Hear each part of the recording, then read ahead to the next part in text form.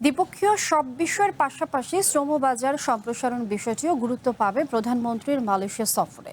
বিদেশে শ্রমবাজার বাড়াতে ও বন্ধ বাজার চালু করতে পররাষ্ট্র প্রবাসী কল্যাণ মন্ত্রণালয় যৌথভাবে একটি কমিটি গঠন করেছে। দুপুরে দুই মন্ত্রণালয়ের বৈঠক শেষে প্রবাসী কল্যাণ মন্ত্রী নুরুল হক নূর এই তথ্য জানান। তিনি জানান, বিশ্বের বিভিন্ন দেশে কী ধরনের কাজের চাহিদা রয়েছে সেই বিষয়ে দূতাবাসগুলোর মাধ্যমে ধারণা নেওয়া হচ্ছে।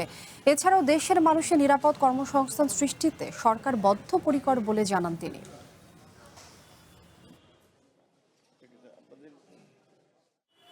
মালয়েশিয়া দীর্ঘদিন ধরে বন্ধ আছে, আশা করি সেটা প্রধানমন্ত্রীর সফরের মধ্যে দিয়ে একটা সুযোগ তৈরি হবে। এছাড়া থাইল্যান্ডেও সহ প্রায় 18টি দেশে আমরা 18টি এমইউ পাঠিয়েছি, যেগুলো স্বাক্ষরের জন্য আমরা অপেক্ষায় আছি। তো যেহেতু এই কাজটা পররাষ্ট্র মন্ত্রণালয়ের মাধ্যমেই সম্পন্ন হয়ে থাকে, এই বিষয়গুলো নিয়ে আলাপ আলোচনা হয়েছে।